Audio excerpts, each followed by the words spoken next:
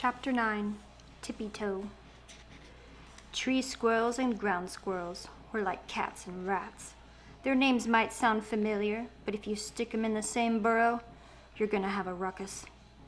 We tree squirrels stay in our parts of the neighborhood and keep messes to a minimum. But after that first unfortunate incident with the trap and my falling into it, which we aren't going to talk about, I took it upon myself to hunt down every wretched trap I could find and send them to the big scrapyard in the sky. I found a lot, not just in trees. Whoever made them wasn't just a problem for my tree squirrels. They were a problem for all squirrels. It was time we worked together and got rid of them all. A month ago, I might have laughed at the idea of working with the groundies on anything, but I would have said that about humans too. It was dusk, and my nose twitched with the sense of humans cooking their evening meals. I scampered away from houses to the cracked foundation of an abandoned building where I knew ground squirrels sometimes burrowed. Immediately, 3 groundies surrounded me, those stumpy things they called tails twitching behind them. "Oi, yo, Tippy-Toe," said Miranda Creepsforth. Miranda was one of Big Daddy Spud's enforcer. Big Daddy pretty much ran the ground squirrel clans around here, and like his name suggested, he was a big one. But Miranda was no petite peanut herself, or any kind of peanut. Peanuts are delicious. Miranda did not look like a tasty treat for anything but an owl with gut bugs. "Shuck and scratch, Miss Mandy," I said, speaking in traditional Jersey squirrel dialect. "Just the squeak I wanted to see." The group of ground squirrels arranged themselves around me. I had nothing but good intentions, but I wasn't sure the same was true of them. "You got no reason to chitter with me," she said, her short tail vibrating. "Truth," I said. "I got chitter plans settled on Big Daddy Spud. But as you're on the chew for Spud, I figured you could squeak the meat." "What chit you got with Spud? Delivering a message from your owner?" "Ooh, burn," said one of the other 2 groundies. "Excuse me?" I asked Miranda. Miranda was purposely trying to irritate me. Squirrels were not owned, and to suggest otherwise was an insult I was just about impatient enough to repay. "Everybody knows you're some skin monkey's pet, Tippy-Toe," Miranda said. My teeth ground together. Skin monkey. Hearing that mound rat apply the slur to Doreen made my blood boil. And pet?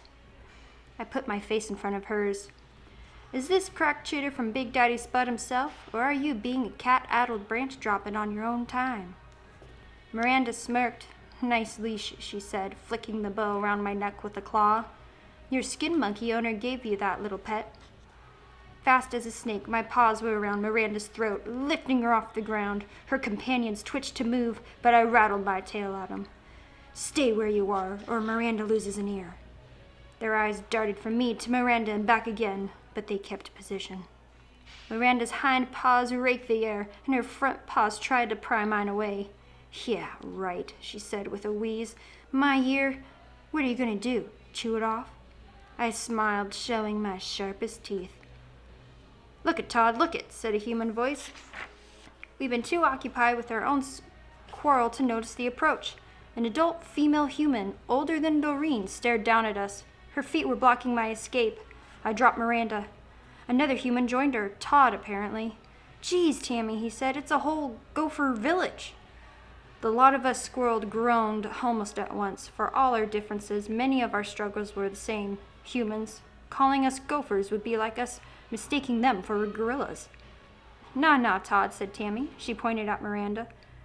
"That there's a groundhog, and then little ones are chipmunks." Todd pointed at me. "What's that one then? Some kind of cat?" Miranda laughed. Cats are not particularly respected in our community. Tammy furrowed her brow. "Nah, that there's a rat. One of them pretty rats they sell at the pet store." Miranda laughed harder. "Them pretty rats are called ferrets," Tom said. "Well, la-dee-da, Mr. Dr. Professor Todd," Tammy said. Miranda made a break for it, attempting to dart between Tammy's legs, but Todd kicked her back. Miranda tumbled, coming to a stop with a groan at my feet. Things just got real. "Should we eat 'em, T-Dog?" "Gross. No, let's just stomp 'em," Todd said, and began to stomp. Usually humans aren't fast enough to actually get us, but Miranda wasn't moving, and she was slow to begin with. Quickly, before he could stomp Miranda, I scampered straight to Todd's foot, up his leg, across his chest, and onto his face. He screamed, "Get off! Get it off!" "I got it," Tammy yelled, and hammered her fist toward the spot on Todd's face where I was clinging. But when her fist landed, I was somewhere else. I was on Tammy's face. Todd groaned, pressing his hands to where Tammy had punched him. I stared into Tammy's wide, terrified eyes. I grabbed her cheeks with my paws. "We are squirrels," I yelled. "Not groundhogs, not cats, not rats, not ferrets. Squirrels." She didn't understand. No human ever understands. Except Doreen. Even so, when I leaped to the ground, she ran away. Todd followed quickly after, whimpering into his hands. One of Miranda's companions was laughing. I'd seen him around before, a slim, quick fella by the name of Puffin Furslide. "Shut it, Puffin," said Miranda, rolling to her feet. She ambled in my direction. "You grabbed me. Nobody grabs me." "She saved you," Miranda, Puffin said. "That human was going to straight down paw stomp you." Miranda cast a dark glare at her companion, and an even darker one at me.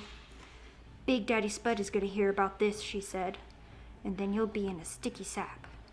"I hope he does," I said. It's all I was twitching for. "Tell him I'd like a meeting. We have nuts to sort out of mutual interest."